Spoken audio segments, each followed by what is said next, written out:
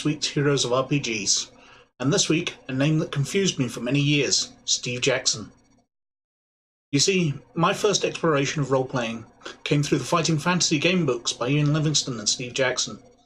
These books of the choose-your-own-adventure style let me scratch the itch of role-playing before I ever encountered Dungeons & Dragons. So when I later encountered Steve Jackson games, I assumed it was the same person. Gaming didn't seem that big a hobby to have too, although I was soon corrected. Well, it turns out I may have been right, because not only is there a British Steve Jackson and an American one, with the game books founded by the British one, but the American one wrote some of those Fighting Fantasy game books, and they never bothered to let people know at the time. Anyway, enough about me, on to Steve. Steve Jackson, the American one, was born 1953 and is a 1974 graduate of Rice University, briefly attending law school, but he left to pursue a career in game design. In the 1970s, he worked at Metagaming Concepts, developing Monsters based on a design by Kevin St. Andre, related to Tunnels and Trolls, and God's Fire, a 3D space conquest game by Lynn Willis. Jackson's first design for the company was Ogre, followed by GEV, which was set in the same futuristic universe that Jackson created. Jackson became interested in Dungeons & Dragons, but found the various sized dice irritating and the combat rules confusing and unsatisfying, and did not like the lack of tactics, so he designed Melee in response. While designing Melee, Jackson realized that his idea could be expanded into a full fantasy role-playing game to compete with Dungeons & Dragons, and started working on the Fantasy Trip. While the game was originally scheduled for release in February 1978, the design and development required more work than Jackson had anticipated, and the game was not released until March 1980. Howard Thompson, the owner of Metagaming, decided to release the Fantasy Trip as 4 separate books instead of a box set, and changed his production methods so that Jackson would not be able to check the final proofs of the game. As a result of these actions, Jackson left Metagaming and founded Steve Jackson Games later that year. The first game he released as Steve Jackson Games was Raid in Iran, a board game, and it was an immediate success, but he was soon tied up in legal wranglings with Metagaming.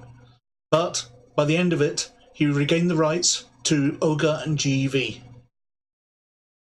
Jackson himself designed or co-designed many of the games published by Steve Jackson Games, including mini-games such as Car Wars in 1981 and Illuminati in 1983, and a published version of an informal game played on college campuses called Killer.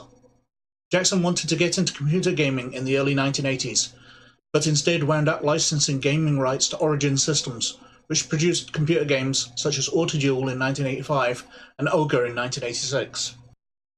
Jackson became interested in designing and publishing a new role-playing system in the middle of 1981, intending it to be detailed and realistic, logical and well-organized, and adaptable to any setting and any level of play.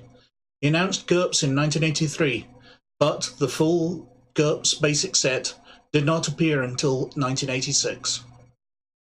On the 1st of March 1990, the United States Secret Service raided the offices of Steve Jackson Games, based on suspicion of illegal hack activity by game designer Lloyd Blankenship, and seized, among many other materials and media, his manuscript for GURPS Cyberpunk.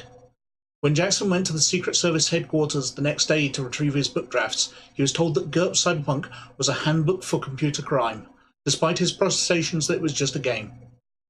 Steve Jackson Games filed a successful lawsuit against the government, which went to trial in 1993 as Steve Jackson Games versus the United States Secret Service, which was made possible through the newly created civil rights organization, the Electronic Frontier Foundation.